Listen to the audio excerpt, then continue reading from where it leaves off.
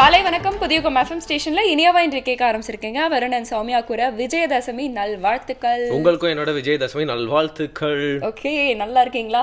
எப்படி போயிட்டு இருக்கு உங்களோட அந்த மாடலிங் வேலைலாம்? நீங்க வந்து இல்ல புடவை கடை மாடல் மாதிரி வந்திருக்கீங்களே, அதனால கேட்டேன். ஏங்க இன்னைக்கு ஒரு நல்ல நாள், அதனால கொஞ்சம் மங்களகரமா இருக்கட்டுமே புடவையில வந்தேன். என்ன மங்களகரமான இன்னைக்கோட நாள் அந்த சிறப்பை ஃபுல் அண்ட் ஃபுல் நம்ம சௌமியா நம்மளுக்காக ஃபுல் அண்ட் ஃபுல் எக்ஸ்பிளைன் பண்ண போறாங்க. உங்களுக்கு தெரியாதுன்றத டைரக்டா சொல்லிருந்தா நான் சொல்லிருப்பேன். எனக்கு தெரியாது, தெரிஞ்சுக்கலாம் தானே வந்திருக்கேன் நான். சூப்பர். இப்படி கரெக்டா கேட்கணும். விஜயதசமி அப்படின்னா பாத்தீங்கன்னா இப்ப நவராத்திரி ஃபெஸ்டிவல் பத்தி நீங்க கேள்விப்பட்டிருப்பீங்க. 9 நாட்கள் அந்த பண்டிகை நடக்கும். ஓகேயா? சோ எதுக்காக அப்படின்னா ஒரு விதமா நிறைய கதைகள்லாம் சொல்லுவாங்க. மகிஷாசுரன் அப்படின்னு சொல்லிட்டு ஒரு அசுரன் இருந்திருப்பான். அவன் ரொம்ப காம்ப்ளிகேட்டடான ஒரு வரம் வாங்கியிருப்பான். அவன் எப்படி அவன் சாகா வரம் கேட்பான். பட் சாகா வரம் கொடுக்க முடியாது அப்படின்னால எப்படி சாகணும் அப்படின்னு சொல்லிட்டு ரொம்ப இதால சாக முடியாது, அதால சாக முடியாது அப்படின்னு பயங்கரமா வரம் கேட்டிருப்பான். ஸோ அப்போதான் என்ன பண்ணுவாங்கன்னா இவனோட தொல்லை தாங்க முடியாம சக்தி இருக்காங்க இல்லையா, பார்வதி தேவி, அவங்களுடைய அம்சமா பாத்தீங்கன்னா ஒரு பெண்ணை அனுப்புவாங்க. ஸோ அந்த பெண்ணை பாத்தீங்கன்னா அந்த மகிஷாசுரனை அழிக்கணும் அப்படின்ற ஒரு கட்டளையோட அவங்க போவாங்க. 9 நாள் அவங்க போர் பண்ணி அந்த மகிஷாசுரனை பாத்தீங்கன்னா 10வது நாள் அழிச்சிருவாங்க. வாவ், இவ்வளவு விஷயங்கள் நீங்க முதல் பக்கத்திலேயே சொல்லிட்டதுனால நம்ம ஷோ இதோட முடிக்கலாம் அப்படின்னு நினைக்கிறேன். இல்லங்க, நீங்க இவ்வளவு விஷயங்கள் சொல்லிட்டீங்களே, இதுக்கு மேல நாங்க என்ன விஷயம் தான் தெரிஞ்சுக்கிறதுக்கு இந்த உலகத்துல இருக்கு. அதாவது கற்றது கைமண் அளவுதாங்க. இன்னும் நிறைய விஷயங்கள் நாம கல்லாதது கை அப்படின்னு சொன்னது தான் எனக்கு ஞாபகம் வருது. இந்த கை யூஸ் பண்ணி நம்மள ஒரு முத்திரை கத்துக்க போறோம், தியானம் பண்ண போறோம். பார்க்கலாம்.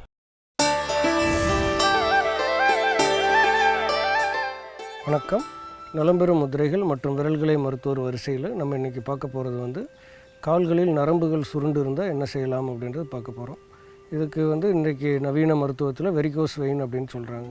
இந்த வெரிகோஸ் வெயின் அல்லது கால்களில் நரம்பு சுருண்டு இருந்தால் என்ன செய்யலாம்னா 3 முதிரைகள் நம்மகிட்ட இருக்குது. ஒரு முதிரை பார்த்திங்கன்னா ருத்ர முதிரை, 2வது வாமன முதிரை, 3வது குதிரை முதிரை. இந்த 3 முதிரைகளையும் வரிசைப்படி நம்ம செஞ்சுட்டு வரணும். இந்த நரம்பு சுருண்டு இருத்தல் அப்படின்றது திடீர்னு வரக்கூடிய நோயாக இருக்காது, ரொம்ப நாள்பட்ட நோயாகத்தான் இருக்கும். அதனால் இந்த முதிரைகளையும் நம்ம விடாமல் ஒரு 21 நாள் தொடர்ந்து பயன்படுத்திகிட்டே வரணும். அதனால் நமக்கு தீர்வு கிடைக்கிறதுக்கு வாய்ப்பு நிறைய இருக்குது. அந்த முதிரைகளை எப்படி செய்கிறதுன்னு இப்போ பார்ப்போம். முதல் முதிரை ருத்ர முதிரை. உங்களுடைய மோதிர விரலும் ஆள்காட்டி விரலும் பெருவிரல் நுனியில் அப்படி தொடரணும். 2 கையிலையும் ஒரே மாதிரி தான் அந்த முதிரை. பொதுவாக முதிரைகள் செய்யும்போது நடந்துட்டு செய்யக்கூடாது, வெறும் தரையில் அமர்ந்து செய்யக்கூடாது அப்படின்ற சின்ன குறிப்புகள் இருக்குது. இது முதல் முதிரை. 2வது முதிரை வாமன முதிரை. ஆள்காட்டி விரலும் சுண்டு விரலும் பெருவிரல் நுனியோடு சேர்த்துக்கணும், மற்ற 2 விரலும் நீட்டி வச்சுருக்கணும். இது வாமன முதிரை. இது 2வது செய்யணும். 3வது முதிரை குதிரை முதிரை. உங்களுடைய குதிரை முதிரை எப்படி செய்கிறதுன்னு பாருங்கள். உங்களுடைய சுண்டு விரல் நகத்தின் மேலே ஆள்காட்டி விரலோட நகத்தை வைக்கணும். ஆள்காட்டி விரல் நகத்தின் மேலே மோதிர விரலினுடைய நகத்தை வைக்கணும். மோதிர விரல் நகத்தின் மேலே நடுவிரலினுடைய நகத்தை வைக்கணும். பெருவிரல் இப்படி நீட்டி இருக்கணும். இந்த மாதிரி செய்யணும். இந்த மாதிரி செய்யும்போது இது ஒரு குதிரையினுடைய முகம் போல் ஒரு அமைப்பில் இருக்கும். இந்த முதிரைக்கு பேர் குதிரை முதிரை. மறுபடியும் ஒரு தடவை பாருங்கள். முதல் முதிரை ருத்ர முதிரை, இந்த மாதிரி செய்யணும். 2வது முதிரை வாமன முதிரை, இப்படி செய்யணும். 3வது முதிரை குதிரை முதிரை, இது இப்படி செய்யணும். இந்த மாதிரி 3 முதிரைகளையுமே 20 நிமிடம் தொடர்ந்து செஞ்சுட்டு வரணும். இதுக்கு அடுத்தது மூலிகை அப்படின்னு பார்த்திங்கன்னா, நமக்கு கால்களில் ஏற்படக்கூடிய இந்த மாதிரி நரம்புகள் சுருண்டு இருக்கிறதுக்கு நரம்புகளுக்கு வலுவாக இருக்கக்கூடிய உணவுகளை எடுத்துக்கணும். அதில் முக்கியமான உணவு அப்படின்னா வல்லாரை. இந்த வல்லாரை கீரையை வாரத்துக்கு ஒரு 2 முறை தொடர்ந்து பயன்படுத்திட்டு வரணும். கூடவே இந்த 3 முதிரைகளையும் செஞ்சுட்டு வரணும். கால்களில் நீங்கள் ஏதாவது ஒரு எண்ணெயை நைட்டு படுக்கும்போது இந்த வலி தைலம் அப்படின்னு சொல்லக்கூடிய தைலத்தை ஏதாவது இந்த நரம்புகளில் படுற மாதிரி தேய்ச்சிக்கலாம். இது மாதிரி பயன்படுத்திட்டு வந்தீங்கன்னா ஒரு 3 மாதங்களில் முழுமையாக உங்களுக்கு அழகான கால்களை பெறுவதற்கான வாய்ப்புகள் நிறைய இருக்குது. நல்ல பல தகவல்கள் எல்லாம் தெரிஞ்சுக்கும் போது அதில் இருக்க சில சூட்சுமங்களையும் நம்ம தெரிஞ்சுக்கணும். நடந்துட்டு செய்யக்கூடாது, அதே மாதிரி வெறும் தரையில் உட்காந்து செய்யக்கூடாது, அதே போல் குளித்து முடித்த உடனே செய்யக்கூடாது, சாப்பிட்ட உடனே செய்யக்கூடாது. இந்த மாதிரி குறிப்புகளை எல்லாம் குறித்து வச்சுக்கோங்க. மறக்காமல் மற்றவங்களுக்கும் இதை கற்றுக் கொடுங்கள். நலம் பெற வாழ்த்துகிறேன். மீண்டும் சந்திப்போம். வணக்கம். சூப்பரான முத்திரையை கற்றுக்கிட்டோம். அது மட்டும் இல்லாமல் இன்றைக்கி பார்த்தீங்கன்னா நிறைய விஷயத்தை இது மாதிரி கற்றுக்க வேண்டிய இருக்குது. அப்படிங்கிறனால ஒரு சின்ன பிரேக் அப்புறமா தொடர்ந்து மற்ற விஷயங்கள்லாம் பார்க்கலாம். விஜயதசமி அன்னைக்கு புதிய எஃப்எம் ஸ்டேஷனில் இது இனியவை என்று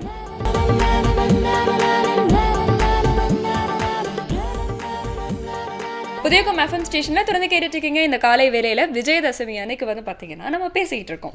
ஆனா விஜயதசமி அப்படிங்கிறது மட்டும் இல்லாம எந்த ஒரு பண்டிகை இருந்தாலும் என்ன ரொம்ப ஸ்பெஷலா இருக்கும்? சாப்பாடு தாங்க. கரெக்ட்டுங்க. ஏன்னா வந்து சாப்பாடு இஸ் மெயின். அதுலயும் பாத்தீங்கன்னா வந்து டிஃப்ரெண்டா நிறைய பலகாரங்கள்லாம் வந்து செய்வாங்க. ஆனா இந்த குழந்தைங்க எல்லாம் இருக்காங்கல்ல, அதுவும் இந்த கரண்ட் ஜெனரேஷனுக்கு எல்லாத்துலயுமே வந்து ஒரு இனோவேஷன் தேவைப்பட்டிருக்கு. இனோவேஷன் டிஃப்ரெண்டா இருக்கணும்ன்றாங்க. எப்படின்னா வந்து எதை பண்ணாலும் வந்து பாத்தீங்கன்னா இந்த சப்பாத்தி பண்ணா சப்பாத்தி ரோல் பண்ணி கொடுங்க அப்படிங்கிறாங்க. மாதிரி எல்லாத்தையும் வந்து கொஞ்சம் மாத்தி யோசி ஃபேக்டர். சப்பாத்தி நல்லா இருந்தா கூட அதை பிச்சு போட்டுறணும். இல்ல பிச்சு போட்டது போர் வச்சுன்னா ரோல் பண்ணிடணும்.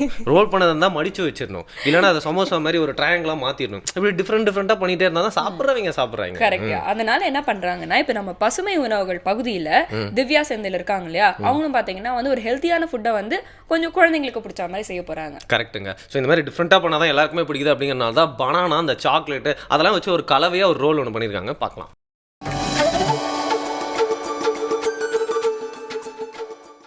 அனைவருக்கும் இனிய காலை வணக்கம். இன்றைக்கி நம்ம பார்க்க போகிறது வந்து சாக்லேட் பனானா ரோல்ஸ் தான் பார்க்க போகிறோம். அதுக்கு தேவையான பொருட்கள் என்னென்னு பார்க்கலாம். வாழைப்பழம், கொக்கோ பவுடர், அன்சால்டட் பட்டர், வெள்ளைப்பாகு, வறுத்த தேங்காய் துருவல், வெள்ளை எள்ளு, முந்திரி, பாதாம். இதுதான் அதுக்கு தேவையான பொருட்கள். இப்போ ஜென்ரலாக வந்து நீங்கள் குழந்தைங்களுக்கு வெறும் வாழைப்பழத்தை கொடுக்கும்போது அவங்க கண்டிப்பாக கேட்பாங்க எனக்கு சாக்லேட் வேணும் அப்படின்னு சொல்லிட்டு. ஸோ நம்ம என்ன பண்ணலான்னா இந்த பனானாவை வச்சு ஒரு சாக்லேட் மாதிரி நம்ம பண்ணி கொடுக்கலாம். எப்படி பண்ணுறதுன்னு இப்போ பார்க்கலாம். ஃபஸ்ட்டு வந்து இந்த பனானா குட்டி குட்டி வாழைப்பழமாக எடுத்துக்கோங்க. இந்த கார்னர்ஸ் வந்து கட் பண்ணிடுங்க.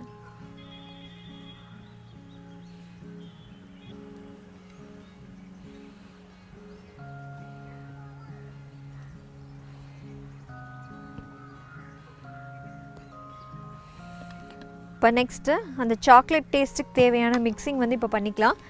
ஃபஸ்ட் வந்து கொக்கோ பவுடர்,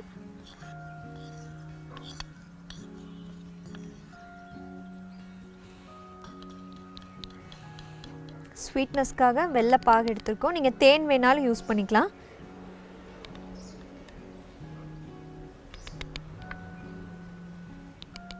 இது நீங்கள் நிறையாவே வெள்ளைப்பாகு யூஸ் பண்ணி கட்டி இல்லாமல் நல்லா அதை மிக்ஸ் பண்ணிக்கோங்க.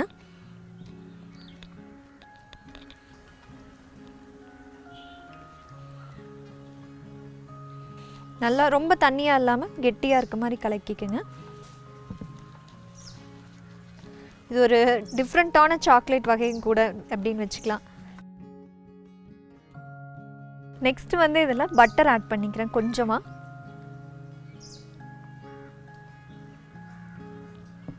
இதையும் நல்லா ஈவனாக மிக்ஸ் பண்ணிக்கலாம். இது அப்படியே ஒரே இடமா சேர்த்து இதை அப்படியே இது பண்ணிக்கோங்க. இப்போ இந்த பனானாவை வந்து டூத் பிக்கில் இப்படி குத்திட்டு நல்லா உள்ள வரைக்கும் இருக்க மாதிரி பண்ணிவிட்டு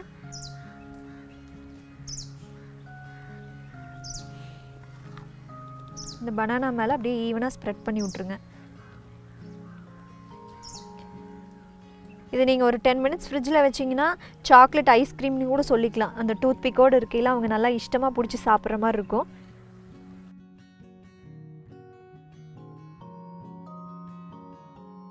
இப்போ இதை நல்லா ஃபுல்லாகவே நம்ம இது பண்ணியாச்சு.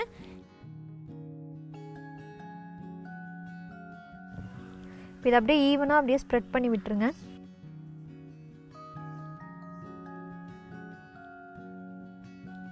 இப்போ நெக்ஸ்ட்டு வந்து இதுக்கு மேலே லைட்டாக தேங்காய் துருவல் போட்டுக்கலாம். நீங்கள் ஒன்றுக்கு தேங்காய் துருவல், இன்னொன்றுக்கு வந்து நட்ஸு, அப்படி நம்மளோட டேஸ்ட்டுக்கு தகுந்த மாதிரி போட்டுக்கலாம். இப்போ இதுக்கு வந்து நான் நட்ஸ் யூஸ் பண்ணுறேன்.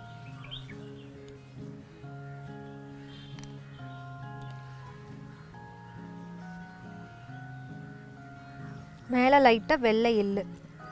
இது பார்க்குறக்கும் ரொம்ப கலர்ஃபுல்லாக இருக்கும், ரொம்ப டேஸ்டியாகவும் இருக்கும். அதாவது நீங்கள் சாக்லேட்டோட டேஸ்ட் எப்படி இருக்குமோ அதே மாதிரி இருக்கும். இப்போ நம்மளோட சுவையான சாக்லேட் பனானா ரோல்ஸ் தயாராக இருக்குது.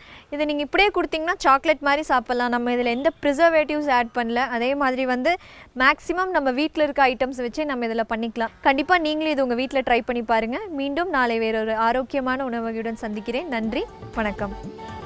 விஷயம் தெரிஞ்சவங்க தான் இந்த காலத்தில் பொழைச்சிக்க முடியும் அப்படிங்கிறதுக்கு இந்த ஃபுட் பிஸ்னஸும் வந்து பார்த்தீங்கன்னா ஒரு பெரிய உதாரணம் அப்படின்னே சொல்லலாம். ஒரு சப்பாத்தி கடை ஒருத்தர் போட்டிருக்காரு, பார்க்கறதுக்கே நல்லா இருந்துச்சு. அப்படியே ஃப்ரெஷ்ஷாக வந்து சும்மா பட்டு அப்படின்னு போட்டு எடுக்கிறாரு, சரியா ஃப்ரெஷ்ஷாக அப்படியே லைவாக போடுறாரு. அந்த கடையில் யாருமே இல்லை, ஆனால் பக்கத்துலேயே ஒருத்தர் வந்து ஒரு சின்ன பூத்து போட்டு சப்பாத்தியெல்லாம் உருட்டி அதுக்குள்ளே நிறைய விஷயங்களை ஒழிச்சு வச்சு தராது, அதை வாங்குறதுக்கு ஃப்ராங்கி அப்படிங்கிற பேரில் நிறைய பேர் இருக்காங்க. கரெக்ட். இதனால் நீங்கள் என்ன சொல்ல வரீங்க, இந்த உலகத்துக்கு என்ன சொல்ல வரீங்கன்றதே சொல்கிறேன். அதாவது நான் என்ன சொல்ல வரேன் அப்படின்னு பார்த்தீங்கன்னா, எந்த விஷயமா இருந்தாலும் அதில் வந்து ஒரு குட்டி சேஞ்ச் பண்ணிட்டேன் அப்படின்னு சொல்லிட்டு ஒரு ரொம்ப குட்டி சேஞ்ச் பண்ணிட்டா போதும், எல்லாருமே அதை டிஃப்ரெண்ட் அப்படிங்கிற மாதிரி ஏற்றுக்கிறாங்க. ஸோ எதுவாக இருந்தாலும் ஒரே மாதிரி போயிட்டே இருக்க முடியாது, காலமாற்றத்துக்கு ஏற்ற மாதிரி அதில் கொஞ்சம் ஜிகனா போட்டு எல்லாமே ஒட்டிக்கணும் அப்படின்னு சொல்கிறாங்க. கரெக்ட். அதே மாதிரி பார்த்தீங்கன்னா நம்மளுடைய பண்டிகைகளும் வந்து காலமாற்றத்துக்கு ஏற்ற மாதிரி கொஞ்சம் கொஞ்சமாக வந்து மாறிட்டு வருது அப்படின்னாலும் பேசிக்காக அந்த பண்டிகை எதுக்காக ஆரம்பிச்சது அப்படிங்கிற விஷயத்த வந்து நம்ம நோக்கம் மாறிடக்கூடாது. அந்த நோக்கம் மாறக்கூடாதுன்னா எதுக்காக அப்படிங்கிற காரணத்தை வந்து நம்ம தெரிஞ்சுக்கணும் இல்லையா? எனக்கு எல்லாமே தெரியும் அப்படின்னா கூட சாமியாவே விட்டா எல்லாமே சொல்லிடுவாங்க அப்படின்னா கூட வந்து ஒரு சிறப்பான விருந்தினர் வந்து நம்ம கிட்ட நிறைய விஷயங்களை ஷேர் பண்ணிக்க போறாரு. ஏன்னா 3 ஜென்ரேஷனாக அவர் நிறைய சேஞ்சஸ்லாம் பார்த்துட்டே வராது. அவருக்கு விஜயதசமி பற்றி எல்லாமே தெரியும் அப்படிங்கிறனால அவர்கிட்ட எல்லா விஷயமும் கேட்க போகிறோம். ஒரு சின்ன பிரேக் அப்புறமா புதிய FM ஸ்டேஷனில் இது இனியவை என்று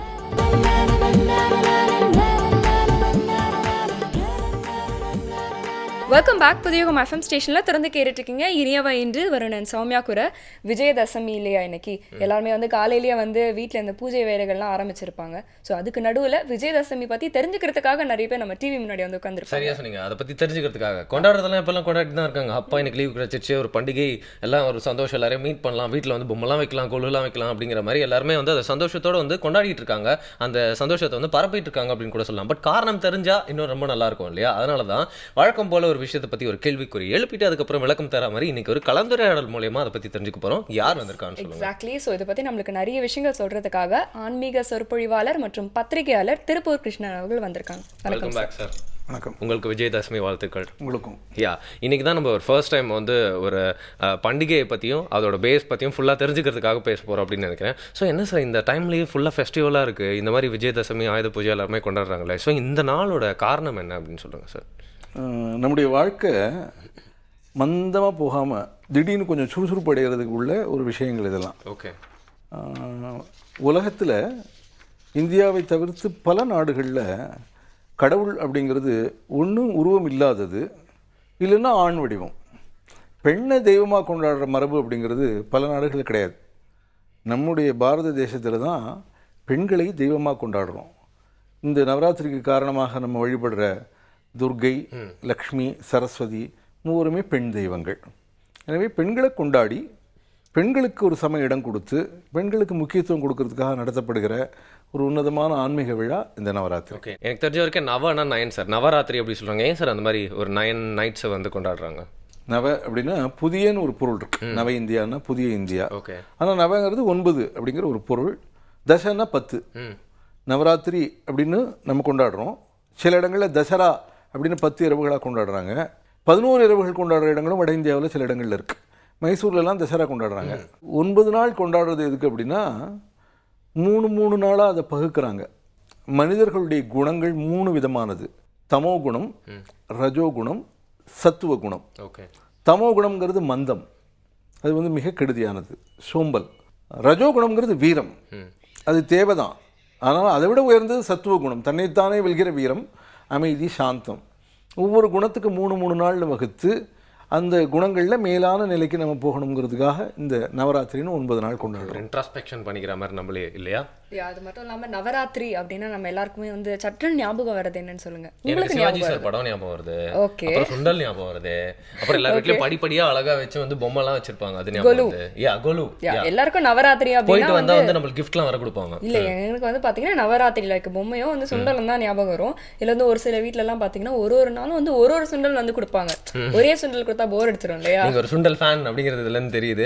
பட் ஆனா வேற என்னென்ன விஷயங்கள்லாம் வந்து இதுல சிறப்பு அப்படின்னு தெரிஞ்சுக்கணும்னு அவளா இருக்கு. இன்ஃபேக்ட் அந்த கோலு பத்தின அந்த கான்செப்ட்லயும் வந்து நிறைய பேருக்கு வந்து ஒரு டவுட் இருக்கும் இல்லையா? சோ இந்த கோலு அப்படிங்கிறது வந்து எதுக்காக வைக்கிறாங்க 9 நாட்களும் அப்படின்னு சொல்ல முடியுமா சார்?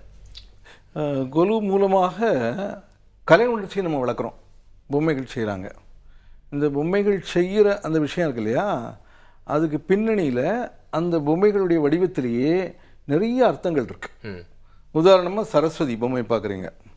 சரஸ்வதி எதனுடைய கடவுள்? கல்வி கடவுள். கல்விக்கான தெய்வம் சரஸ்வதி, செல்வத்துக்கு லட்சுமி, சக்தி வீரத்திற்கான பார்வதி.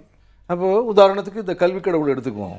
எல்லா விஷயங்களுமே நம்முடைய ஆன்மீகத்தில் பொருளோட பொதிந்தது. அதுக்கு ஒரு வடிவம் கொடுக்குறாங்க. நம்ம உள்பொருளை உணராமல் அந்த வடிவத்தை கொண்டாடிட்டு இருக்கோம். கலையுரைத்த கற்பனையே நிலையென கொண்டாடும் கண்மூடி வழக்கமெல்லாம் மண்மூடி போகன்னு வள்ளலார் சொல்றாரு. எல்லாத்துக்கும் ஆழ்ந்த பொருள் இருக்கு. கல்வி கடவுள் சரஸ்வதி இல்லையா, சரஸ்வதி அமர்ந்திருக்கிற மலர் வெண்தாமரை மலர் இருக்கு இல்லையா, தாவரவியல் பாட்டனி. சரஸ்வதியினுடைய வாகனம் அன்ன வாகனம் இருக்கு இல்லையா, ஜுவாலஜி விலங்கியல். சரஸ்வதி கையில் பார்த்தீங்கன்னா ஒரு ஜெபமாலை இருக்கும், மேத்தமேட்டிக்ஸ் கணக்கு. சரஸ்வதி கையில் ஒரு ஓலைச்சுவடி இருக்கும், லிட்ரேச்சர் மொழி. சரஸ்வதி கையில் வீணை இருக்கும், வீணை அப்படிங்கிறது கலைகளுடைய அடையாளம். அப்படி எல்லா வடிவங்கள்லையும் உள்பொருளை வச்சு அதை அமைக்கிறாங்க. வாகனங்களும் அப்படி தான். சரஸ்வதியினுடைய வாகனம் அன்ன வாகனம். கற்க கசடர கற்பவை அப்படின்னாலும் கூட நல்லதை தான் கற்றுக்கணும். அன்னமானது நம்ம சம்பிரதாயத்தில் பாலை எடுத்துக்கும், அதில் தண்ணியை விட்டுரும். படித்ததில் நம்ம நல்லது எடுத்துக்கணுங்கிறதுக்காக அன்ன வாகனம். பராசக்திக்கு சிங்க வாகனம், வீரம். சிங்கம் வந்து ரொம்ப வீரமான ஒரு விலங்கு. ஆனால் பலருக்கு லக்ஷ்மியினுடைய வாகனம் எதுன்னு தெரியாது. தெரியுமா? லக்ஷ்மியினுடைய வாகனம் ஆந்தை. அதையும் சார் கீழே பார்க்க அது ஏன் அப்படின்னா, இல்லை பல வடிவங்கள் அது வரல, ஆனால் வாகனம் ஆந்தைன்னு குறிப்பிடப்பட்டிருக்கு. சில இடங்கள்ல இருக்குது ஆந்தை வடிவத்தில் லக்ஷ்மி இருக்கிற மாதிரி. நீங்கள் உழைச்சி செல்வத்தை அடையணும்னா இரவு பணி நைட் ஷிஃப்ட் கூட தயாராக இருக்கும். இன்னைக்கு பார்த்தீங்கன்னா இரவு பணி செய்கிறவங்க தான் நிறைய சம்பாதிக்கிறாங்க. மல்டிநேஷனல் கம்பெனி வரும்னு அப்போவே அவங்களுக்கு தெரிஞ்சிருக்கலாம். ஆக ஆந்தை போல இரவிலும் கண் விழித்து சுறுசுறுப்பாக உழைத்தால் செல்வம் சேரும்னு உணர்த்துற மாதிரி அந்த ஆந்தை வாகனம். பார்த்தீங்கன்னா நம்முடைய தெய்வ வடிவங்கள் இந்த கதைகளில் கூட எல்லா இடங்கள்லையும் உள்பொருள் இருக்கு. லக்ஷ்மியினுடைய அக்கா மூதேவி. லக்ஷ்மி செல்வத்திற்கு அதிபதி, மூதேவி நேர் எதிரானவள்.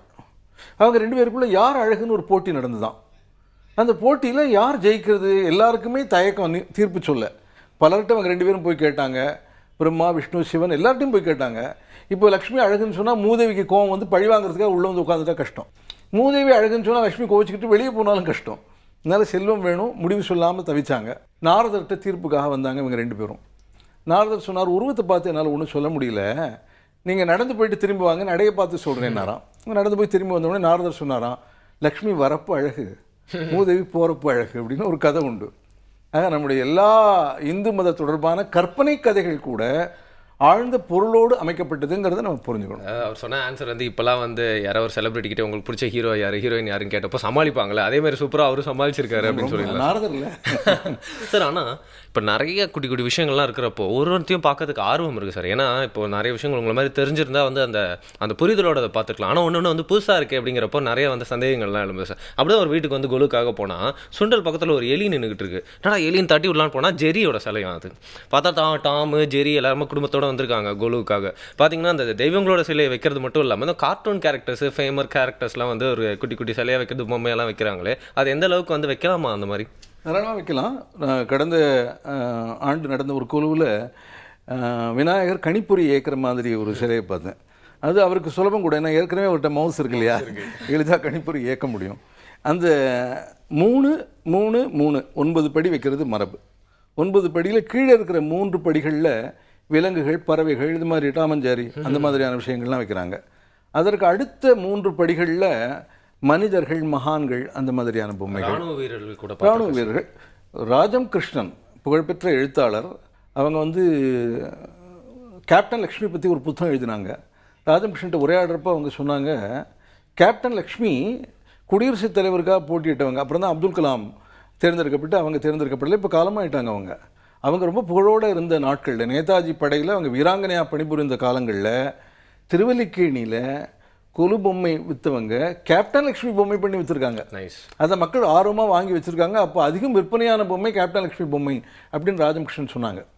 எனவே அந்த மாதிரியான ஆட்களுக்கு அடுத்த 3 படிகள், மேலான 3 படிகள் வந்து தெய்வங்களுக்கு, லக்ஷ்மி, சரஸ்வதி, பார்வதி, சிவன். இதெல்லாம் இதனுடைய ஒரு கருத்தோட்டம் என்ன அப்படின்னா, விலங்கு நிலையிலிருந்து மனித நிலைக்கு உயர்ந்து மனித நிலையில் மகானாகி பிறகு தெய்வ நிலைக்கு வரணும். அரவிந்தர், அன்னையெல்லாம் தெய்வமானாங்கன்னு சொல்கிறோம் இல்லையா, அந்த மாதிரி அப்படி படிப்படியாக நம்ம மேலே வரணுங்கிறதுனுடைய குறியீடு. எக்ஸாக்ட்லி. நீங்கள் வந்து என்னதான் இந்த மாதிரி நல்ல விஷயங்கள்லாம் பார்த்துருந்தா கூட பண்டிகை இல்லையா, ஸோ உங்கள் வீட்டிலே குட்டி குட்டி வேலைகள்லாம் இருக்கும். அதுக்காக உங்களுக்கு ஒரு குட்டிக்கு பிரேக் தரும், யூஸ் பண்ணிக்கோங்க டைமை. FM ஸ்டேஷனில் இது இனிய வை என்று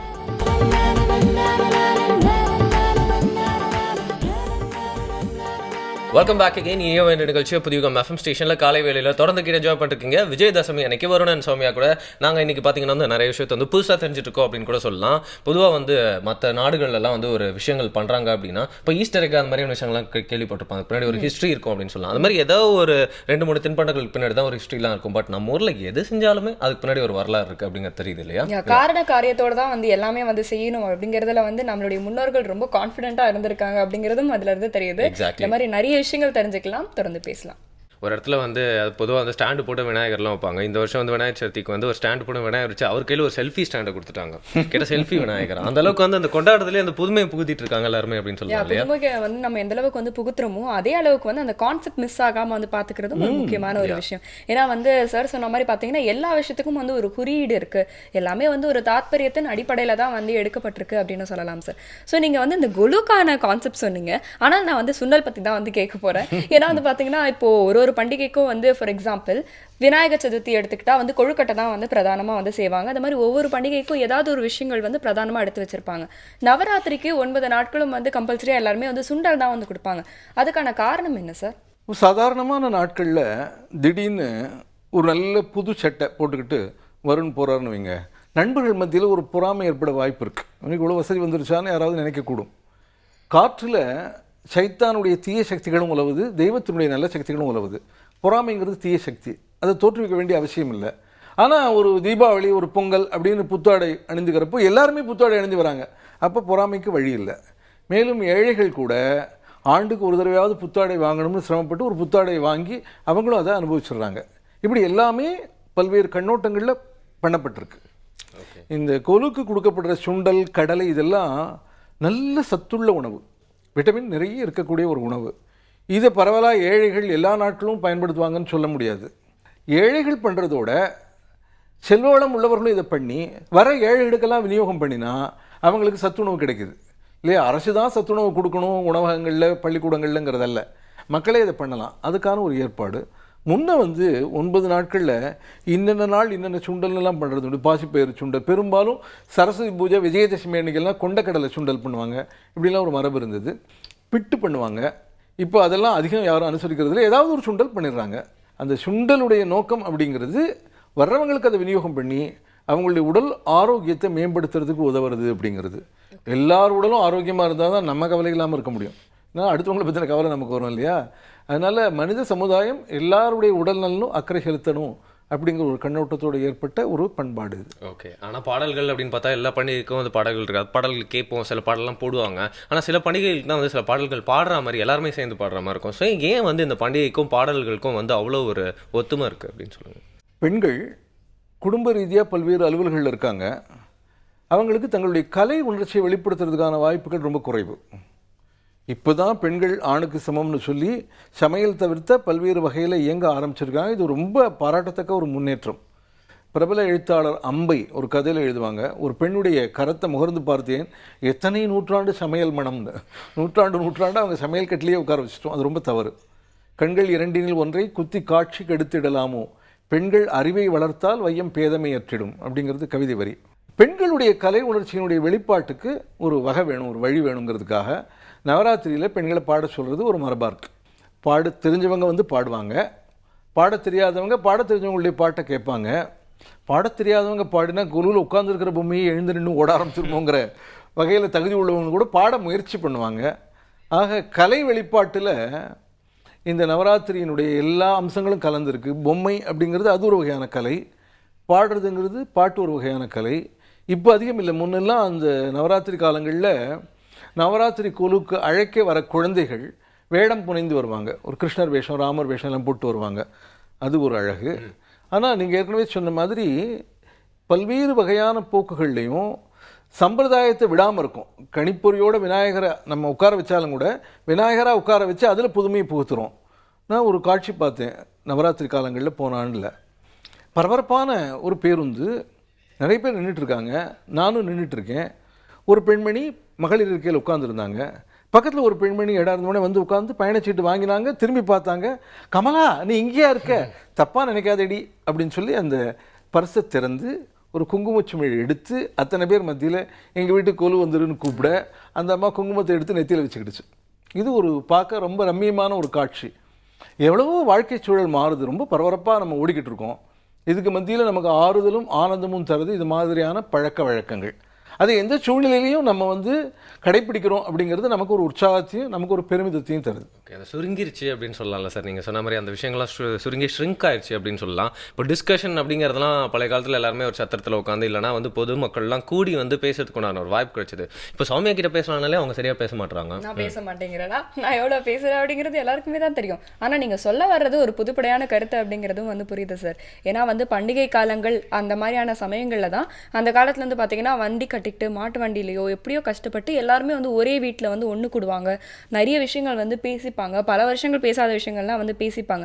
ஆனால் இப்போ வந்து ரொம்ப இன்ஸ்டண்ட்டாக வந்து ரொம்ப தூரத்தை வந்து கனெக்ட் பண்ண முடியும் அப்படிங்கிறதாலேயோ என்னவோ அந்த மாதிரியா வந்து எல்லாருமே ஒன்றா கூடி பேசுகிற அந்த விஷயங்கள் வந்து கம்மியாயிடுச்சு.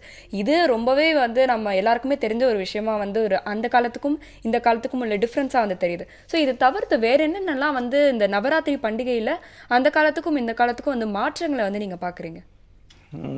கொஞ்சம் கடந்த காலம், ரொம்ப முந்தின கடந்த காலம் அப்படின்னு பார்க்குறப்போ, ரொம்ப முந்தின கடந்த காலத்தில் உண்மையான மனிதர்களுக்கு கூடுதல் மதிப்பு இருந்தது. இப்போ கூட நீங்கள் பார்த்தீங்கன்னா எவ்வளவு சிறந்த சினிமாவாக இருந்தாலும் அந்த திரைப்படத்தை விட உயர்ந்தது நாடகம்தான்.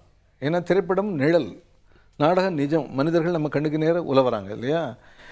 என்னதான் நீங்கள் வந்து ஒரு குறுஞ்செய்தி மூலமாக பேசிக்கிட்டாலும், ஃபேஸ்புக்கில் இருந்து சேட் பண்ணிக்கிட்டாலும், என்ன பண்ணிக்கிட்டாலும் நேரடியாக பேசுகிறதுக்கு அது இணையாகாது. அதை கொஞ்சம் முந்தின கடந்த காலங்களில் நம்ம மறந்துட்டோம்.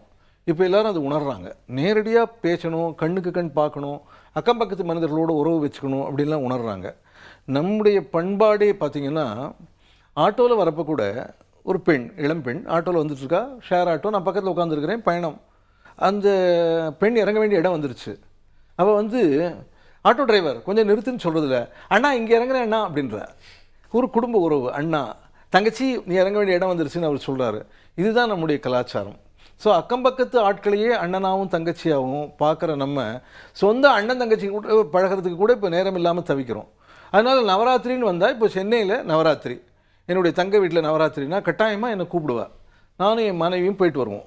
எங்கள் வீட்டில் நவராத்திரினா என் தங்கையை கூப்பிடுவோம். ஆக உறவுகள் பரிணமிக்க, வளர, நேரடியான நட்பு உறவு தொடர இந்த மாதிரி எல்லா பண்டிகைகளும் உதவுது. முக்கியமாக நவராத்திரி உதவுது. தீபாவளிக்கெல்லாம் அடுத்தவங்க வீட்டுக்கு போகணுங்கிற அவசியம் கிடையாது. நவராத்திரிக்கு அடுத்தவங்க வீட்டுக்கு வரணும்னே கூப்பிடுறாங்க, வாங்க வந்து குங்குமம் வாங்கிட்டு போங்க, சுண்டல் வாங்கிட்டு போங்கன்னு கூப்பிடுறாங்க. அதனால தான் ஒரு நாள் தள்ளி தள்ளி எல்லாருமே வச்சுக்கிறாங்களோ என்னவோ சார். ஆமாம், ஏன்னா ஒரே நாள் எல்லாரும் எல்லார் வீட்டுக்கும் போக முடியாது இல்லையா? கொலு வச்சவங்களும் இன்னொரு கொலுக்கு போக வேண்டியிருக்கும். அதனால் இப்போல்லாம் கார்டு போட்டு இந்த தேதியில் எங்கள் வீட்டுக்கு வாங்கினலாம், அதெல்லாம் நல்லது தான். அப்படி எல்லாரும் சந்திச்சுக்கிறதுக்கு ஒரு வாய்ப்பாக இருக்குது. நட்பும் உறவும் வளருது.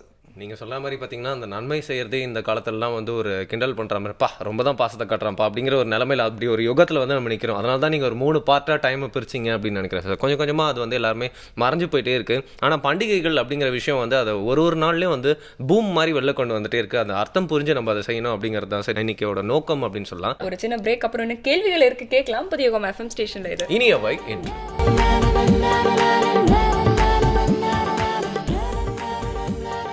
Welcome back again. இனியவை நிகழ்ச்சியை புதிய யுகம் எஃப்எம் ஸ்டேஷனில் விஜயதசமி இன்னைக்கு எல்லாருமே ஜாலியாக என்ஜாய் பண்ணிருக்கீங்க. ஒரு சந்தோஷமான நாளில் வந்து இன்னும் சந்தோஷம் மட்டும் இல்லாமல் இன்ஃபர்மேட்டிவான சந்தோஷத்தை வந்து தரதுக்காக தான் இந்த நிகழ்ச்சியோட காரணம் அப்படின்னு சொல்லலாம். இன்றைக்கி வந்து விஜயதசமி இன்னைக்கு நீங்கள் ஏற்கனவே சொல்லியிருந்தீங்க பேசுகிறப்போ வடநாட்டிலலாம் வேறு மாதிரி கொண்டாடுவாங்கன்னு. 11 நாள் கொண்டாடுவாங்களாம், ஆனால் நம்ம வந்து 10 நாள் கொண்டாடுவோம். அதே மாதிரி ஒவ்வொரு மாநிலத்துலேயும் வந்து வேறு மாதிரி கொண்டாடுவாங்களா சார்?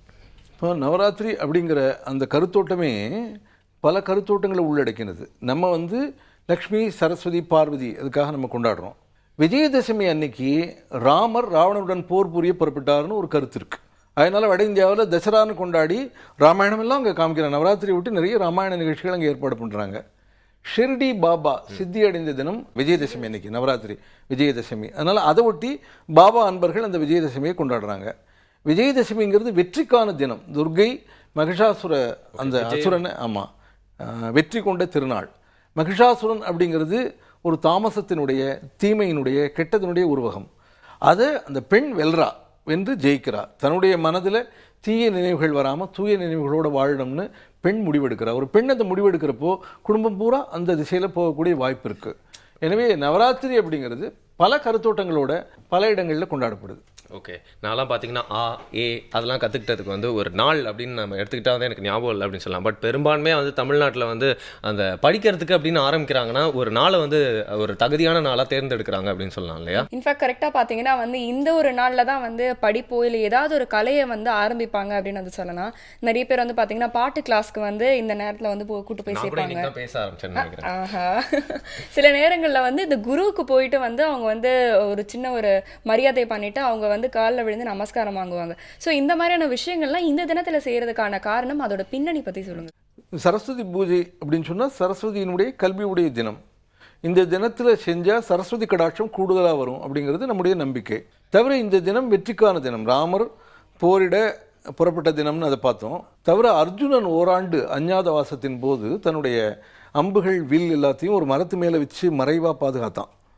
அவன் அந்த அம்புகளை எடுத்த தினம் இது. விஜயதசமி அன்னைக்கு போய் அந்த அம்பு எடுத்தான். அன்னிலிருந்து அவன் போர் செய்து வெற்றி பெற்றான்.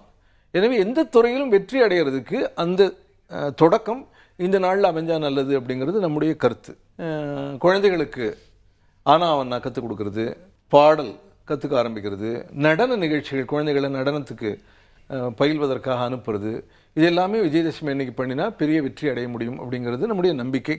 காரணம், ராமன் வெற்றி அடைந்தது, அர்ஜுனன் வெற்றி அடைந்தது போன்ற புராண தகவல்கள் ஆயினால கொண்டாடுறாங்க. ஓகே, இந்த வெளிநாட்டுக்கு வந்து கொஞ்சம் வசதியானவர்கள் போய் படிக்க ஆரம்பித்த காலத்துலேருந்து, அதுக்கப்புறம் அங்கே போய் வந்து சொத்துக்கள் வாங்கி செட்டில் ஆன காலத்துலேருந்து, அதுக்கப்புறம் இப்போ எல்லாருமே ஐடிங்கிற பேரில் வந்து அங்கே போய் செட்டில் ஆகிட்டு இருக்க காலம் வரைக்கும் பார்த்தீங்கன்னா நம்மளோட தமிழர்கள் வந்து உலகம் ஃபுல்லாக வேறு நாடுகளில் போய் தங்கியிருக்காங்க. ஆனால் வந்து பொதுவாக சொல்லுவாங்க, இங்கே இருக்க தமிழர்களோட அவங்க வந்து நிறைய விஷயத்தை வந்து அங்கே போய் மிஸ் பண்ணுறதுனால திருப்பி பிடிச்சிக்கிறாங்க அந்த கலாச்சாரத்தை அப்படின்னு சொல்லிட்டு. ஸோ உங்களுக்கு தெரிஞ்சு எந்த அளவுக்கு நம்ம வெளிநாட்டு தமிழர்கள்லாம் இந்த மாதிரி நவராத்திரி, விஜயதசமி போன்ற நாட்கள்லாம் கரெக்டாக கொண்டாடுறாங்க அப்படின்னு நினைக்கிறீங்க? ரொம்ப நல்லா கொண்டாடுறாங்க. இங்கே இருக்கிறத விட இன்னும் சம்பிரதாயபூர்வமாக இன்னும் அக்கறையோடு கொண்டாடுறாங்க.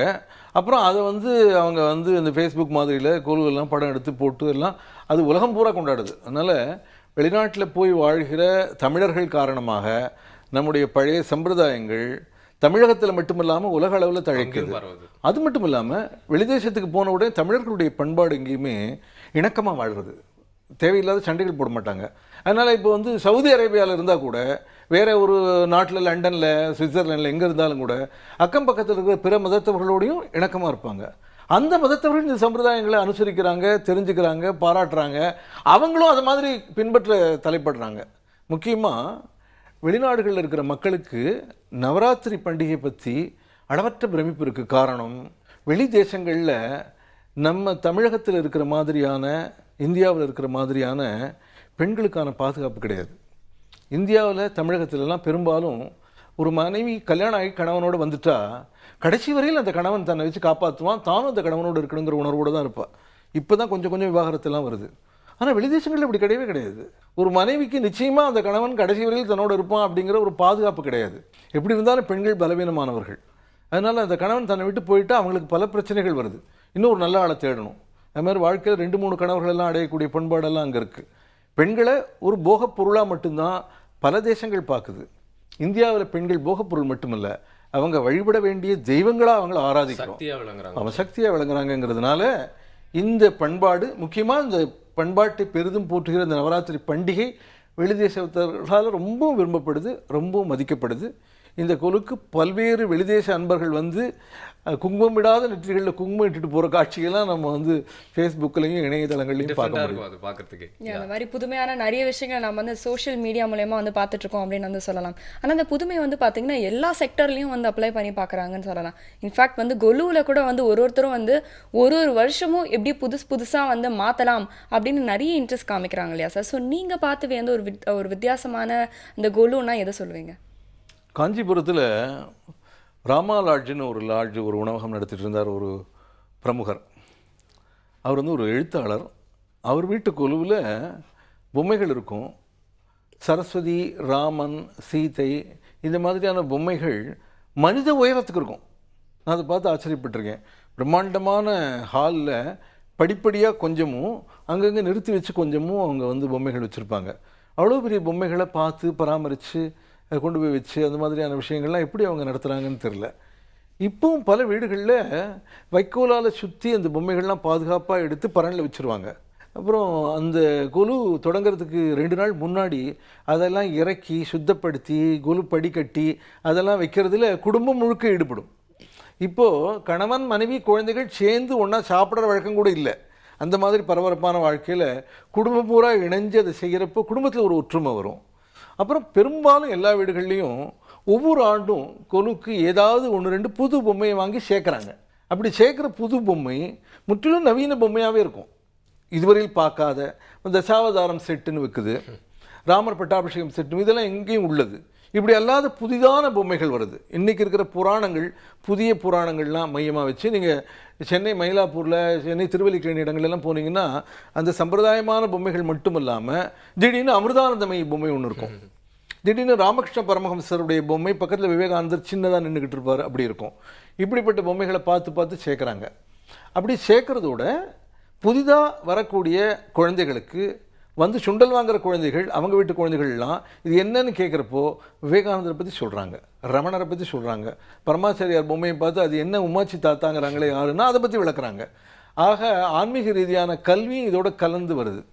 எனவே ரொம்ப பாராட்டத்தக்க கலை உணர்ச்சியை வளர்க்கக்கூடிய, நம்ம சமுதாயத்தில் ஒரு பாதியாக விளங்குகிற பெண்களை போற்றக்கூடிய ஒரு உன்னதமான பண்டிகை என்கிற அளவில் இந்து மத பண்டிகைகளில் ஒரு தலையாய இடம் நவராத்திரிக்கு உண்டு.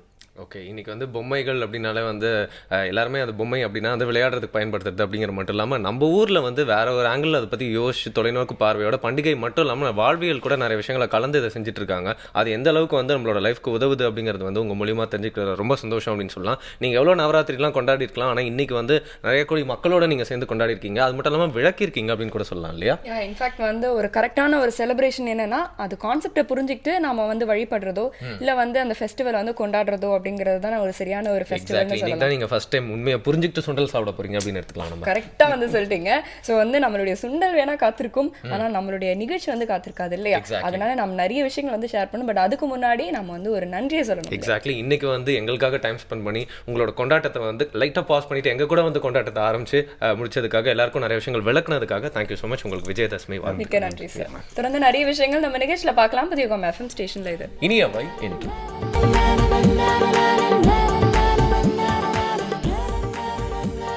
புதிய FM ஸ்டேஷன்ல தொடர்ந்து கேட்டுட்டு இருக்கீங்க. இனியவை என்று வருணன் சௌமியா குரா வருண். சொல்லுங்க. இல்லை, ஒர்க் பிளேஸில் வந்து எப்போவுமே வந்து பணியை வந்து நம்ம வந்து ரொம்ப பயபக்தியோட செய்யணும் அப்படின்னு சொன்னாங்க. ஸோ நான் அவர் கண்ண முடிய ஒரு தியானத்தோட ஆரம்பிக்கலாமே. யார் சொன்னா உங்ககிட்ட? இல்லை, பொதுவாக வந்து இந்த அறிஞர்கள்லாம் அப்படிதான் சொல்றாங்க. இப்படிதாங்க என் ஃப்ரெண்டு ஒருத்தன் ஆஃபீஸுக்கு போயிட்டு அதை வந்து பக்தியோட செய்யற அப்படிங்கிற பேர்ல அப்படியே தியானம் பண்றேன்ற பேர்ல தூங்கிட்டான். அதை தூங்குறதுக்கு இப்படி ஒரு ரீசன். நல்ல வேலை. அவர் வந்து என்ன பண்ணாங்க, அதுக்கப்புறம் அவங்க பாஸ் அப்புறம் லஞ்ச் பிரேக்ல எழுப்பி விட்டாங்க. அவர் சாப்பிட்டு திருப்பி அதுக்கப்புறம் தூங்கிட்டாரா? ரொம்ப சிறப்பா இருக்காரு. ஆனா நம்மளுடைய நாட்டுல வந்து பாத்தீங்கன்னா நிறைய விதமான கருத்துக்கள்லாம். ஒரு பக்கம் பாத்தீங்கன்னா புத்தர் வந்து பட்டற்று இரு அப்படின்னு வந்து சொல்றாரு. எது மேலயும் வந்து உன்னோட எந்த ஒரு விஷயத்து மேலயும் வந்து ஒரு ஆசை வந்து இருக்கக்கூடாது அப்படின்னு சொல்றாங்க. ஆனா ஒரு இடத்துல வந்து பாத்தீங்கன்னா வந்து இல்ல, நம்ம செய்யற வேலையை வந்து ரொம்ப ரசிச்சு செய்யணும், அது மேல ஒரு பற்றோட அது ஒரு தெய்வமா வந்து வழிபட்டு செய்யணும் அப்படின்னு வந்து சொல்றாங்க. ஆனா நம்ம ஏன் வந்து இதெல்லாம் போட்டு கன்ஃபியூஸ் பண்ணிக்கிறோம் அப்படின்னா அவங்க சொல்ல வர விஷயத்தோட வந்து உள்நோக்கம் புரியாம இருக்கிறதுனால தானே. புரியலன்னா யாரா எக்ஸ்பிளைன் பண்ணாதானே புரியும். கரெக்ட். அதனாலதான் இன்னைக்கு வந்து பாத்தீங்கன்னா வந்து விஜயதசமி. சோ நம்ம வந்து நிறைய விஷயங்களை வந்து தொடங்கணும், நம்மளுடைய தொழிலை வந்து ஏதாவது ஸ்டார்ட் பண்ணணும், மெருகேற்றணும் அப்படிங்கிற ஐடியால நிறைய பேர் இருப்பாங்க. ஸோ அவங்களுக்கு ரொம்ப யூஸ்ஃபுல்லான ஒரு டாபிக்ல தான் வந்து சொல்ல வந்திருக்காரு. பணி செய்வதை வழிபாடாக கருதி செய்யணும் அப்படின்னு சொல்ல வந்திருக்காரு. எல்லா மாசமும் சம்பளம் கரெக்டா வாங்குறீங்க இல்லையா? ஸோ எல்லா மாசமும் நம்ம கரெக்டா வேலை செய்யலாம் அப்படிங்கிற கருத்தை சொல்றதுக்காக ரேன் சார் வராரு, பார்க்கலாம்.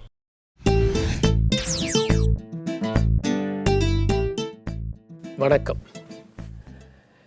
சில பேருக்கு நம்ம வந்து கோயிலுக்கு போக முடியலையே, நம்ம வந்து சாமி கும்பிட முடியலையே, நம்ம பிரார்த்தனை பண்ண முடியலையே, இப்படிலாம் வருத்தம் இருக்கும் நம்பிக்கை இருக்கிறவங்களுக்கு.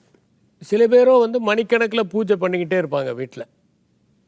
1 மணி நேரம் பூஜை நடக்கும், டெய்லி பூஜை, காலையில் பூஜை, மத்தியானம் பூஜை, சாயந்தரம் பூஜை, இதெல்லாம் பண்ணிகிட்டு இருப்பாங்க. இப்போ எது பூஜை, எது பிரார்த்தனை, எது பக்தி, எது வழிபாடு, இதெல்லாம் நிறைய கேள்விகளுக்கு உட்படுத்தக்கூடிய செய்திகள், சம்பவங்கள். அதில் வந்து இந்த இஸ்ரேலில் வந்து சாசிட் அப்படின்னு சொன்னால் ரொம்ப வந்து புனிதமான மனிதர்னு அர்த்தம். அவங்க அந்த மாதிரி இருக்கிறவங்கள போய் பார்த்து ஆசீர்வாதம் வாங்க. நம்ம கூட என்ன பண்ணுறோம், யாராவது ஒரு துறவி இருந்தாங்கன்னா அவங்ககிட்ட போய் நமஸ்காரம் பண்ணுறோம், அவங்க ஏதோ ஆசீர்வாதம் பண்ணாங்கன்னா நம்ம ரொம்ப சந்தோஷப்படுறோம். சில நேரங்களில் பிரச்சனைகள் கூட சொல்கிறோம், இந்த மாதிரிங்க வயிறு வலிச்சுக்கிட்டே இருக்குது அப்படின்னு சொன்னால் அவர் ஒன்றும் கவலைப்படாதீங்க, எல்லாம் சரியாக போயிடுன்னு சொன்னால் ஒரு ஆறுதலோடு வரோம். சில நேரங்களில் சரியாக போகிறது கூட உண்டு. ஏன்னா நம்பிக்கை தான், அந்த பாசிட்டிவ் தாட்ஸ் தான் வாழ்க்கையில் ரொம்ப ரொம்ப முக்கியம். அந்த மாதிரி ஒரு சேசிட் இருக்கார். அவர்கிட்ட எல்லோரும் வந்துகிட்டு இருக்காங்க. ஒரு குதிரை வண்டி ஓட்டுற ஒரு ஆள் வராரு. அவர் போய் வணங்குறாரு. வணங்கிட்டு, எனக்கு ரொம்ப குற்ற உணர்வாக இருக்குதுங்க. என்ன குற்ற உணர்வு? எனக்கு மற்றவங்க மாதிரி அதிக நேரம் வழிபட முடியல. ஏன்? நான் குதிரை வண்டி ஓட்டுற ஆளுங்க. சிலின்னு சவாரி வந்துச்சுன்னா அந்த குதிரை வண்டியில் ஏற்றிட்டு போயிடுவேன். அதனால் எனக்கு இந்த டைம் தான் கிடையாது, வரும்போது ஏற்றிட்டு போயிடுறேன். அது பல நேரங்களில் கோயிலோடு அது ஒத்து வரதில்லை, சினகாகோடு ஒத்து வரதில்லை. அந்த நேரத்துக்கு என் நேரமும் மாடுபடுது. அதனால் நான் மனசில் சில நாள் நினச்சிக்கோ, அதோடு சரி, முறையாக வழிபாடு பண்ணுறதில்ல. இது பாவம் தானே, இது என்ன பண்ண முடியும் அப்படின்னு. நான் அந்த சேசிட் சொன்னார், ஏப்பா நீ ஏழைங்க யாரையாவது இலவசமாக உன் வண்டியில் ஏற்றிட்டு போயிருக்கியா? தினமும் 2 பேர் 3 பேர் அந்த மாதிரி ஏறுவாங்கங்க. நான் போயிட்டே இருப்பேன், திடீர்னு பார்ப்பேன், உடம்பு முடியாத ஒருத்தர் போயிட்டுருப்பார், ஏற்றிட்டு போய் காசு வாங்காமல் இறக்கி விட்டு போவேன். திடீர்னு சின்ன குழந்தை ஒன்று போகும், எங்கம்மா ஸ்கூலுமே, அங்கே வா ஏறிக்க அப்படின்னு ஏறி கொண்டு போய் இறக்கி விட்டு போவேன். நானே கூட சின்ன வயசில் எங்கள் வீட்டு பக்கத்தில் இந்த மாட்டு வண்டி ஓட்டுறவங்களாம் இருப்பாங்க, ரொம்ப அன்பாக இருப்பாங்க. அவங்க அன்பு அவ்வளோ சுத்தமானது. அவங்க என்ன பண்ணுவாங்கன்னா, நான் அப்படி நடந்து போகும்போது மாட்டு வண்டி அந்த வழியாக வரும். இன்னும் அவங்க என்ன பண்ணுவாங்க, பா ஸ்கூலில் இறக்கி விட்றோம்ப்பா அப்படின்னு சொல்லிட்டு கை கொடுத்து ஏற்றி உட்கார வச்சுக்குவாங்க. அவங்க கொண்டு போய் இறக்கி விட்டு போவாங்க. அந்த மாதிரி குழந்தைங்க நான் ஏற்றி கொண்டு போய், நாங்கள் அந்த நாகப்பட்டினம் சப் கலெக்டராக இருக்கும்போது ஜீப்பில் போயிட்டே இருப்போம். போனால் இந்த வழியில் திடீர்னு இந்த சிக்கல்லேருந்து சில குழந்தைங்க நாகப்பட்டினம் போவோங்க, பஸ்ஸுக்கு வெயிட் பண்ணிகிட்ருக்கோங்க. ஒரு 5-6 குழந்தைங்க. அதில் இந்த குழந்தைங்கள பார்த்தோன்னே கொஞ்சம் நிறுத்துங்க அப்படின்னு டிரைவர் நிறுத்துவார். ஒரு 4-5 குழந்தைங்கள பின்னாடி ஏற்றிக்கிட்டு, ஜீப் ஃப்ரீயாக வேறு இருக்குது, அதை கொண்டு போய் அதுங்க அந்த ஸ்கூலுக்கு பக்கத்தில் இறக்கி விட்டு போகிறது உண்டு. அது ஒரு சந்தோஷமான விஷயம். ஏற்றிக்கிட்டு, என்னப்பா என்ன படிக்கிறீங்க, என்ன நல்லா படிக்கிறீங்களா, என்ன சொல்லித்தராங்க, இந்த மாதிரிலாம் கேட்டுகிட்டே போகிறது. கிட்டத்தட்ட பார்த்திங்கன்னா அந்த குழந்தைங்கிட்ட பேசும்போது நாட்டு நடப்பெல்லாம் நிறைய தெரியும், நமக்கு அது யூஸ்ஃபுல்லாக கூட இருக்கும். அப்போ அந்த கோச்மேன் சொல்கிறாரு, நான் அந்த மாதிரி இலவசமாக ஏற்றிக்கிட்டுலாம் போவேன், அதெல்லாம் பண்ணுவேன் அப்படிங்கிறாரு. அதுதான்யா ப்ரேயர், போயா அப்படின்றாரு அந்த ரேபி. சாசிட் சொல்கிறாரு, அதான்யா ப்ரேயர், நீ ஏற்கனவே ப்ரே பண்ணிக்கிட்டு தான் இருக்கப்போ. அப்போ என்ன சொல்கிறாரு பாருங்கள், நீ எவ்வளவு நல்ல காரியங்கள் செய்கிறியோ அது பிரார்த்தனை. அதிக நேரம் நீங்கள் பிரார்த்தனை பண்ணுற மாதிரி. இப்போ நான் 24 மணி நேரத்தில் ஒரு 2 மணி நேரம் நல்ல காரியம் பண்ணான்னு வச்சுக்கோங்க, எதையும் எதிர்பார்க்காம, அப்போ அது பிரார்த்தனை தானே. ஒரு 2 மணி நேரம் உதவுனேன்னா அது பிரார்த்தனை தானே. இந்த சமூகத்துக்கு ஒரு 4 மணி நேரம் நான் ஒரு நல்ல எண்ணத்தோடு எந்த எதிர்பார்ப்பும் இல்லாமல் உழைச்சேன்னா அது பிரார்த்தனை தானே. எவ்வளவு அழகாக அந்த விஷயத்தை சொல்லிட்டு போயிட்டாங்க பாருங்கள். அதனால் தனியாக பிரார்த்தனை பண்ணுறதுக்கு நேரம் இருக்கிறவங்க பிரார்த்தனை பண்ணலாம், தப்பு கிடையாது. ஆனால் பிரார்த்தனை பண்ணுறதுக்கு நேரமே இல்லாதவங்க என்ன பண்ணலாம், அவங்க செய்கிற வேலையவே பிரார்த்தனை ஆக்கிக்கலாம். அதை மேன்மையாக செய்யலாம், நேர்த்தியாக செய்யலாம், உண்மையாக செய்யலாம், நேர்மையாக செய்யலாம், அக்கறையோடு செய்யலாம். எங்கெங்கெல்லாம் யாருக்காவது உதவ முடியுதோ, யாராவது உதவ முடியணும்னு ஒருத்தரை பார்த்து ரொம்ப பாவமாக இருக்குது, சில ரூல்ஸை ரிலாக்ஸ் பண்ணி தான் பண்ண முடியும்னாலும் ரிலாக்ஸ் பண்ணி பண்ணலாமே, அதில் ஒன்றும் தப்பு இல்லையே. நம்மாழ்வார்னு ஒருத்தர் எங்கள் ஃபாரஸ்ட் டிபார்ட்மெண்ட்டில் ஒர்க் பண்ணிகிட்டு இருந்தார். அவர் என்ன பண்ணாருன்னா, ஃபாரஸ்ட் ஃபயரை கண்ட்ரோல் பண்ணுறதுக்காக பயங்கரமாக போராடி அந்த ஃபாரஸ்ட் கார்டு இறந்தே போயிட்டாருங்க. அவர் பையனுக்கு கம்பேஷனேட் அப்பாயின்மெண்ட். இப்போ இவரையும் பணியில் இருக்கும்போது உடம்புல ஒரு ஹார்ட் அட்டாக்கில் இறந்து போன 2 பேரையும் ஒரே மாதிரி வைக்க முடியுமா? இவர் டிபார்ட்மெண்ட்டுக்காக ஃபாரஸ்ட்டை காப்பாற்றணுங்கிறதுக்காக தியாகம் பண்ணவர் இவர். உடனே நான் என்ன பண்ணேன், இவருக்கு ப்ரியாரிட்டி கொடுத்து அனுப்பிச்சு அவருக்கு வேலை வாங்கி கையில் கொடுத்தேன். நான் எனக்கு ஒரு சாட்டிஸ்ஃபேக்ஷன் என்னென்னா, அவருக்கு உண்மையிலேயே அந்த பையனுக்கு எலிஜிபிள். பணியில் இருந்து சாதாரணமாக இறந்து போகிறவங்களுக்கும் பணிக்காக இறந்து போகிறவங்களுக்கும் வித்தியாசம் இருக்குது இல்லையா? ஆகவே பிரார்த்தனை என்பது தனியாக நிகழக்கூடியது அல்ல, நாம் செய்கிற பணியே வழிபாடாக மாற்றிக்கொள்ள முடியும். நன்றி, வணக்கம். இப்போ நான் அடுத்து உங்ககிட்ட ஒரு கேள்வி கேட்க போகிறேன். இந்த பண்டிகை தினங்கள் மட்டும் இல்லாமல் டெய்லி பார்த்தீங்கன்னா காலையில் சாயந்தரம் வாசல் தெளிச்சு கோலம் போடுவாங்கல்ல, எதுக்காக போடுறாங்க? எதுக்காக போடுறாங்க அப்படின்னா, அழகாக போட்டு விட்டோன்னா தான் அதுக்கப்புறம் அது மேலே பைக்கு, அதுக்கப்புறம் நம்மளாம் நடந்து எல்லாத்தையுமே களைச்சி விட்டு ஒரு மாதிரி ஆக்க முடியும். அது அப்போ தான் சாயந்தரம் திருப்பியும் ஃப்ரெஷ்ஷாக கோலம் போடுவோம். நீங்கள் ஏதோ காமெடி ட்ரை பண்ணீங்க, ஆனால் நான் கரெக்டான ரீசன் காமெடி இல்லை. உங்களுக்கு தெரியுமா, அந்த கோலத்தை மிதிக்கிறதும் பார்த்தீங்கன்னா நல்லது அப்படிங்கிற மாதிரி நம்ம கல்ச்சரில் இருக்காங்க. அப்படிங்களா? ஆனால் நான் கேள்விப்பட்ட வரைக்கும் என்ன அப்படின்னா இந்த குருவிகள்லாம் வந்து சாப்பிடறதுக்காக அரிசி மாவுல வந்து அது அரிசி மாவுல போடுறது, நம்ம சாதா கோல மாவுல போட்டுட்டு இருக்கோம். கிடையாதுங்க. கோலம் வந்து பாத்தீங்கன்னா அரிசி மாவுல தான் போடணும். அது இந்த மாதிரி வந்து எறும்புக்கோ இல்ல வந்து சின்ன சின்ன சிட்டுக்குருவிகளுக்கும் வந்து ஹெல்ப்ஃபுல்லா இருக்கும். அது மட்டும் இல்லாம வந்து வீட்டு வாசல்ல வந்து ஒரு அழகான ஒரு டெக்கரேஷன், ஒரு வெல்கமிங் ஆர்ட் மாதிரி அது இருக்கு அப்படின்னு சொல்லுவாங்க இல்லையா. சோ சின்ன சின்ன விஷயங்கள்ல சின்ன சின்ன சம்பிரதாயத்துல கூட வந்து கலையை வந்து புகுத்தி இருக்காங்க, ஆர்ட் வந்து புகுத்தி இருக்காங்க, ஒரு நளினமா இல்லையா. கரெக்ட். சோ நம்மளுக்கு எல்லா விஷயத்துலயுமே வந்து ஒரு கலை, ஒரு ஆர்ட் இருக்கு அப்படின்னும் போது நம்ம எத்தனை கலைகள் நம்மளுக்கு தெரியாம ஒளிஞ்சிக்கிட்டு இருக்குன்றத நம்ம தெரிஞ்சுக்கணும். எங்களுக்குலாம் நீங்க ஒரு 8 புள்ளி கோலம் சொல்லி தர போறீங்க. கரெக்ட்டா? 8 புள்ளி கோலம் இருக்கிற ஒரு வெப்சைட்டை பத்தி சொல்ல போறேன். சூப்பர். கோலத்துக்கு புக்கு தான் இருக்கும், எல்லாம் கேள்விப்பட்டிருக்கீங்க. நாங்க வந்து இன்டர்நேஷனல் லெவல்ல ஒரு வெப்சைட்டே கண்டுபிடிச்சிருக்கோம். இதுல வந்து வெறும் கோலம் மட்டும் இல்ல, நான் சொன்னதுக்கு அப்புறம் தான் உங்களுக்கே வந்து புரியும். saigan.com. ஓகேங்களா, நான் ஸ்பெல் பண்ணி காமிக்கிறேன். SAIGAN.com. ஓகேங்களா, இதுல வந்து நம்மளுடைய இந்திய நாட்டுல இருக்கிற என்னென்ன பாரம்பரியங்கள்லாம் இருக்கு, என்னென்ன கலாச்சாரங்கள் இருக்கு, என்னென்ன மாதிரியான கலைகள் இருக்கு, கிராஃப்ட்ஸ் இருக்கு, ட்ரெடிஷன் இருக்கு, இந்த மாதிரி நிறைய விஷயங்கள். இப்போ வந்து உதாரணத்துக்கு நம்மளுடைய கெஸ்ட் வந்து பாத்தீங்கன்னா இப்போ வந்து நவராத்திரியில வந்து எதுக்கு கொலு வைக்கிறாங்கன்றதுக்கு வந்து ஒன்னொன்றுக்கும் வந்து ஒரு சின்ன சின்ன ரீசன் சொன்னார். சுண்டல் எதுக்கு கொடுக்குறாங்கன்றதுக்கு ஒரு ரீசன் சொன்னார். இந்த மாதிரி நம்மளுடைய நிறைய விஷயங்களுக்கு வந்து பாத்தீங்கன்னா ஒரு அண்டர்லைங் ஃபேக்ட் இருக்கு, அதை பத்தி தெரிஞ்சுக்கிறதுக்காக. ஸோ அதுல ஒரு எக்ஸாம்பிள் தான் இந்த கோலத்தை பத்தி நான் சொன்னேன், அதை பத்தியும் இதுல இருக்கு. ஓகே, அதோட பேர் என்ன சொன்னீங்க? saigan.com. ஓகே, ஸ்பெல்லிங் என்ன சொன்னீங்க? SAIGAN. சூப்பர். அந்த வெப்சைட் நீங்க அப்படியே பார்த்துட்டு இந்த மாதிரி சூப்பரான விஷயங்கள்லாம் புதுசா நீங்க தெரிஞ்சுக்கிட்டு நாங்க இன்ஃபர்மேஷன் சொல்லணும் அப்படிங்கிறதுக்காக ஒரு கலவையா நிறைய விஷயங்கள்லாம் தொகுத்து வழங்கியிருக்கோம். அது மட்டும் இல்லாமல் பார்த்தீங்கன்னா நிறைய கெஸ்ட்லாம் கூப்பிட்டு கூட நிறைய விஷயங்களை உங்களுக்காக தெரிவிச்சிருக்கோம் அப்படின்னு சொல்லலாம். இந்த பண்டிகை நாளில் இந்த நிகழ்ச்சி உங்களோட லைஃப்க்கு எப்படி ஒரு ஹாப்பினஸாகவும் இன்ஃபர்மேட்டிவாகவும் கான்ட்ரிபியூட் பண்ணுச்சு அப்படிங்கிறத நீங்கள் ஃபீட்பேக்காக எங்களுக்கு அனுப்பணும். ஸோ feedback@pudiyugam.tv அப்படிங்கிற மெயில் அடிக்க உங்களோட கருத்துக்களை அனுப்புங்க. அப்படி இல்லைன்னா டோல் ஃப்ரீ நம்பர் இருக்கு, கால் பண்ணி சொல்லலாம். இல்லை ஸ்க்ரீனில் தெரிகிற இந்த அட்ரஸ்க்கு தபால் மூலமாகவும் எழுதி அனுப்பலாம். ஏன்னா உங்களுடைய கருத்துக்கள் எங்களுக்கு ரொம்ப முக்கியம். எப்பவுமே தெரிஞ்சவங்க, நண்பர்கள், நம்மளோட சொந்தக்கார உறவினர்களுக்கு மட்டுமே நல்லது செஞ்சு என்ன பிரயோஜனம்? அதில் என்ன ஒரு பெரிய வித்தியாசம் இருக்குது. ஸோ அதனால யாருக்கு தெரியாதோ, யார் நீடியாக இருக்காங்களோ அவங்களுக்குலாம் இன்றைக்கி நிறைய விஷயத்தை கொடுத்து நீங்கள் சந்தோஷப்படுங்க. அதான் குட் பிளஸிங் அப்படின்னு சொல்லிட்டு நாளைக்கு இன்னொரு புது கருத்தோடு வந்து உங்களை மீட் பண்ணுறோம் புதியுகம் FM ஸ்டேஷனில். இது இனியவை இன்று வித் சௌமியா and Varun.